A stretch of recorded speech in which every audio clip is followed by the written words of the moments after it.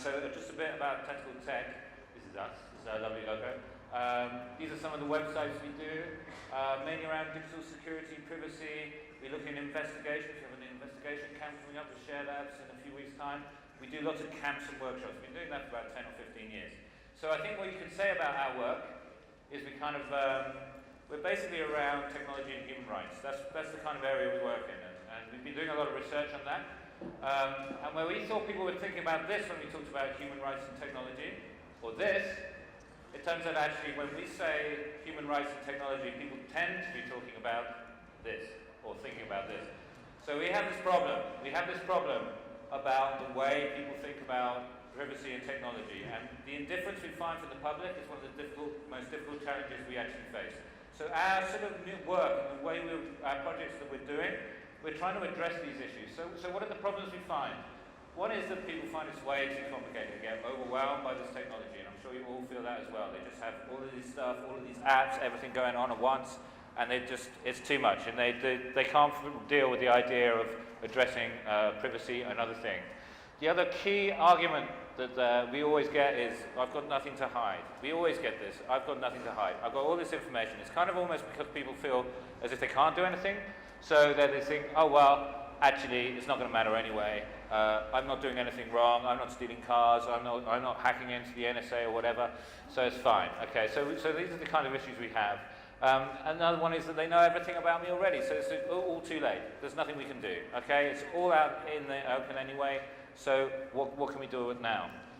And really one of the issues is that no one can actually see it. It's a very abstract problem to most people. Most people think to themselves, well, actually this is going on so far away by people we don't even know, in data farms we don't even care about. So for many people it's just a problem over there. It's just too much in the distance. And there's a final problem which is really critical here, and I've called it the connection problem. And this is about the fact that if you can have privacy tools on your phone, if you know all about PGP and encryption and all this stuff, it really doesn't make any difference at all if the people you talk to don't know anything about it. Because you're always going to be subjected to the weakest link in the communication chain. So really there's no point in teaching people about privacy and data and encryption and these kinds of things if they're not talking to other people who know the same kinds of stuff that they do. So we've got these real problems that we're going to have to deal with, and these are the things we wanted to address. So the Glassroom was one of our projects where we wanted to look at this, and we did it in Berlin first of all, and then we worked with Mozilla in New York to try it out again. And the idea behind it is it's kind of like a tech store. It's all gleaming white, and you've got products on these little pedestals, and it all looks like you've got something to buy, but there's nothing to buy really. All of these are objects, and all of these objects are exploring the issues around data and privacy. Okay, so here's some of the objects we've got, and we've got some things which are like it here. This is a Google map, and it shows all of the investments Google's actually made. You can see the bubble here, which is Mark Zuckerberg's house. We've got that on the wall over there as well.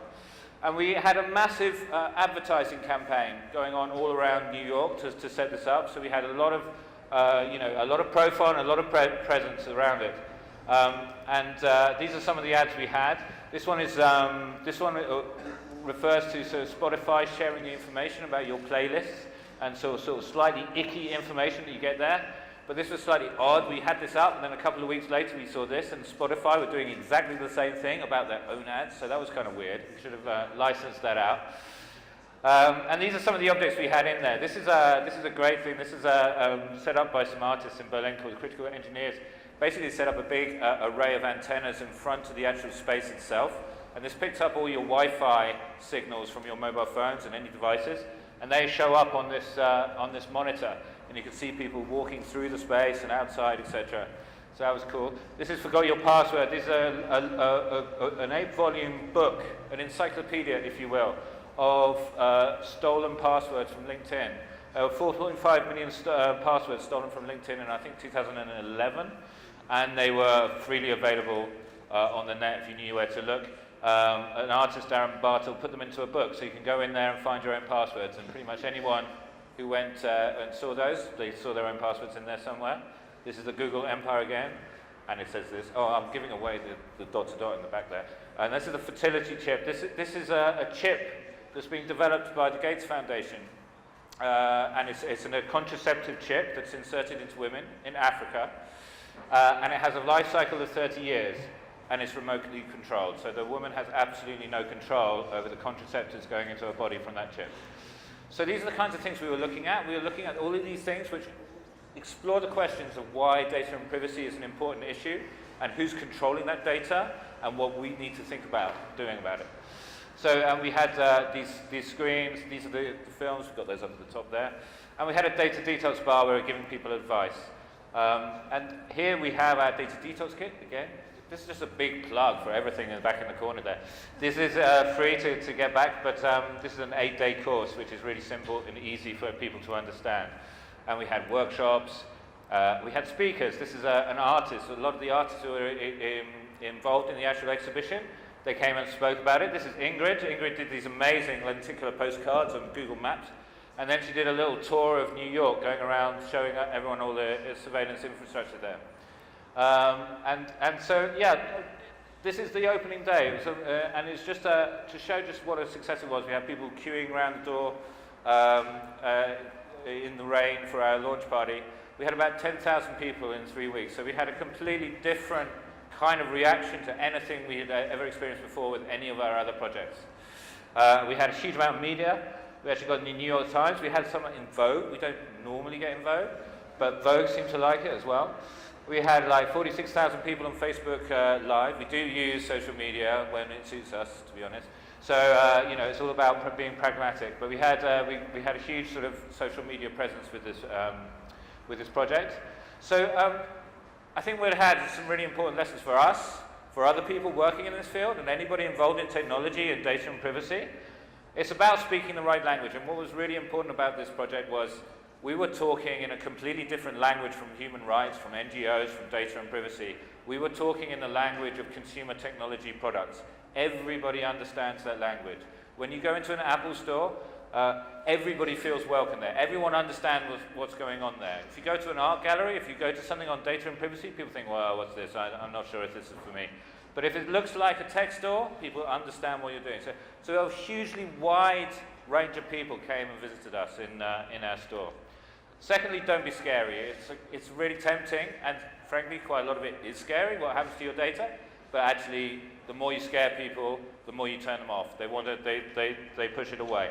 We have to find ways of talking about these issues, which are really critical, in a way that doesn't scare people off, that is relatively accessible, warm, encouraging, empowering. And we have to make it easy. A lot of these tools are really complicated, and the reality is people aren't going to use them. We have to give people easy tools and give them stuff that they can easily do. That's really important for us. And also a critical point here, and I think this is a key here as well, we took the whole issue offline, and this is so key. You know, when you have a space and you have people talking about this stuff, and they can see other people experiencing the same things they are seeing, it makes it so much more powerful. The impact is so much stronger. And so much of what, inevitably, when we're talking about data and privacy online, we do it online. But when you're looking at things online, you're looking at it as an individual. You're looking at it just as you. Even if you're talking to other people, your interface is one screen. Whereas when you take it offline, you're talking about it with other people around you. You can see what they're thinking as well as what you're thinking, and that makes it so much stronger. It's really important, and that's part of why we're here for anyway. So this year we're going to build on the whole project, basically. And one of the key things we're doing is another classroom in London in October. We're redeveloping our data detox kit as an app, so anyone can download it. And we're doing this classroom in a suitcase, which is what we're doing at the back here. It's like a simple, easy thing we can take to different places so we can take it to more people. This is the classroom suitcase we did in Prague. This is the first one. This is the second one we've done. And you can see we had it on tables there. And finally, I just want to say some really sort of very brief steps that you can take to improve your privacy. And we've got sort of 3 simple rules you can follow. First of all, these are on basic themes. Firstly, cleanse, clean up, organize, and then lock it down. So if you're going to clean up, think about deleting your browser history. Think about turning off location settings in your phone. And delete 3 apps that you don't normally use. You know, just think about all the stuff on your phone and everything around it, and think about, well, do I really need this? And whether you can streamline your digital life. So, secondly, it's about organizing. and using alternative tools. There are so many good tools out there, and really the last couple of years it's got so much better. Instead of Skype, there's a great tool called Meetjitsi. It's not amazingly secure, but it's far more secure than Skype, and it's just a website. You just go to the website and it works. It works straight out of your browser. It's so easy. Instead of Google, you could use DOKU.TECH or any number of other search engines. And then there's Signal messaging app, which is a really simple messaging app which has full end-to-end encryption, well worth looking at. And finally, think about your passwords. It's really important. Most people have really shitty passwords. A passphrase is so much better than a password, okay? If you're gonna just memorize your passwords, use a passphrase. Just string a few words together, and it's so much stronger. That's just one tip. But also think about password managers. You've got so many passwords, we all have them. There's no way we can remember all of them, so we always take shortcuts. It's not worth it. Just put it in a password manager and let that do the work for you. So anyway, I'm going to finish there. Thank you very much.